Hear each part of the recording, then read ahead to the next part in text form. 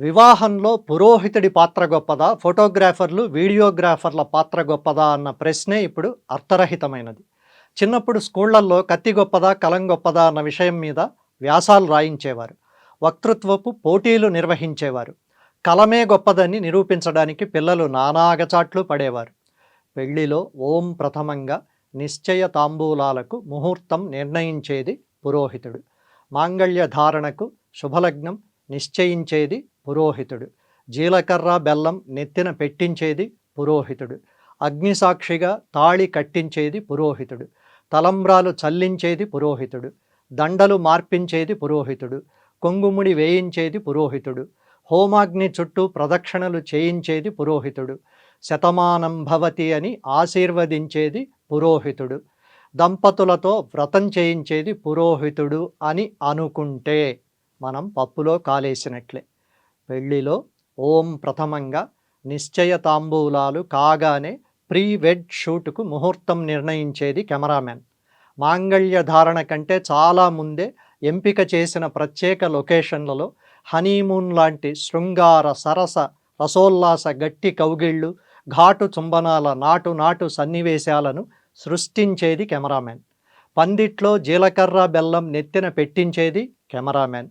అగ్నిసాక్షిగా పురోహితుడు తాళి కట్టించినా విభిన్న కెమెరా యాంగిల్స్ కోసం అదే పందిట్లో అదే ముహూర్తానికి ముందో వెనకో మళ్ళీ తాళి కట్టించేది కెమెరామెన్. తలంబ్రాలు ఎలా చల్లితే ఫోటోలు వీడియోలు సినిమాటిక్గా ఉంటాయో చెప్పి ఆపి చల్లించేది కెమెరామెన్. దండలు మార్పించేది, వధూవరులను కొయ్యబొమ్మలుగా మార్చి పందిట్లో పెద్దలు నిరీక్షిస్తుండగా వేళ దాటిన సాగర సంగమం పిల్ల ఫోటోగ్రాఫర్ భంగిమల్లో నిలుచోబెట్టేది కెమెరామెన్. వేసిన కొంగుముడిని మళ్ళీ వేస్తున్నట్లుగా నటింపచేసేది కెమెరామెన్. హోమాగ్ని చుట్టూ ప్రదక్షిణలు చేసేప్పుడు ఎక్కడ ఆగాలో, ఎప్పుడు ముందుకు సాగాలో చెప్పేది కెమెరామెన్. శతమానం భవతి అని వచ్చినవారు ఆశీర్వదించేలోపు శిలా విగ్రహాల్లా కదలకుండా నిలుచోండనో, పక్కకు జరగండనో విసుక్కునేది కెమెరామెన్.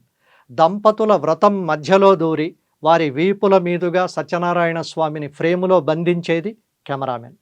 ఇప్పుడు చెప్పండి, తనను తాను తగ్గించుకున్నవాడే హెచ్చింపబడతాడు అనుకుని పక్కకు వెళ్ళిపోయిన పురోహితుడు గొప్పవాడా? పౌరోహిత్యం, మంత్రం, హోమం, అగ్నిసాక్షి, ప్రదక్షిణలు ఒక తంతు, ఫోటోలు వీడియోలే నిత్యం సత్యం అనుకుని తనను తాను హెచ్చించుకున్న కెమెరామెన్ గొప్పవాడా?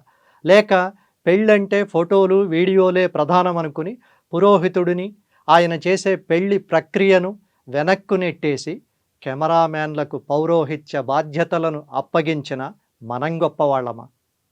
అన్నట్లు సమకాలీన సమాజంలో 40% పెళ్ళిళ్ళు పెటాకులవుతున్నట్లు సుప్రీంకోర్టు న్యాయమూర్తి అధికారిక లెక్కలతో చెబుతున్నారు. పెటాకులైనవి పురోహితుడు చేసినవా, ఫోటోగ్రాఫర్లు చేసినవా, తప్పు కెమెరామెన్లదా, మనదా? ఈ వైపరీత్యానికి, ఆచార దోషానికి ఎవరు బాధ్యులు? ఎవరికి వేయాలి శిక్ష?